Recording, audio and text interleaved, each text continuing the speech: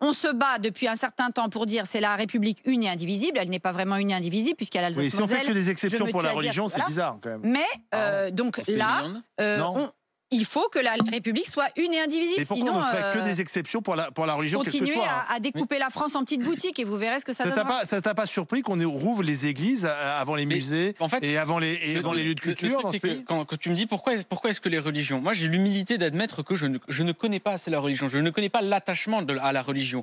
Mais par contre, je vois des personnes qui ont un attachement, mais c'est toute leur vie. Et je peux que le comprendre. Et on parle beaucoup de la valeur de laïcité comme porte-étendard de la République, mais les trois premières, c'est la liberté de culte, la liberté religieuse. Oui. Et ils vont respecter le protocole sanitaire. L'égalité des dérogations pour les religions, on en a déjà fait à Noël. La loi de la République est au-dessus de la loi religieuse. Tu peux entendre ça. Mais la liberté de culte, elle est soumise au respect de l'ordre. Et en ce moment, la protection de la santé est une valeur constitutionnelle, je te le rappelle. Mais tu vois, il y a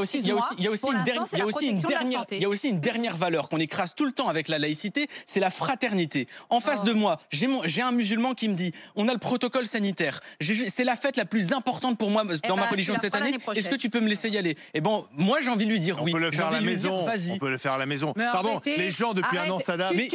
Tu prends les prie à la maison. Louis, mais tu prends vraiment les musulmans pour des enfants, c'est-à-dire des gens qui pensent que s'ils font pas cette nuit-là, ils vont aller en enfer, mais pas du tout. Les musulmans sont des gens raisonnables qui comprennent bien que dans un cadre de pandémie, dans des pays musulmans, ils comprennent bien que dans un cadre de pandémie. Alors pourquoi il y a eu cette demande ? L'année dernière, ils ont annulé le pèlerinage à la Mecque. Tu crois que les musulmans se sont révoltés à cause de ça ? Je te parle pas que des musulmans, non, ils comprennent. Je te parle des catholiques, je te parle des juifs, je te parle de toutes ces personnes avec une croyance religieuse. Ils comprennent. Les juifs n'ont pas appelé au Conseil d'État quand on leur a dit pas de réunion pour Kippour.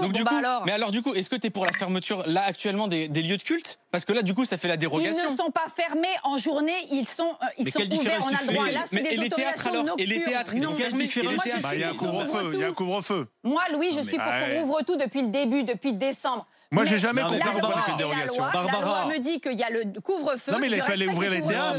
Moi, je le respecte, le couvre-feu, alors que je trouve que c'est inacceptable. Je le respecte. Non, mais je vois Barbara, pas pourquoi tout d'un coup, pour des questions religieuses, on me dirait un tel, lui, il a le droit. Non.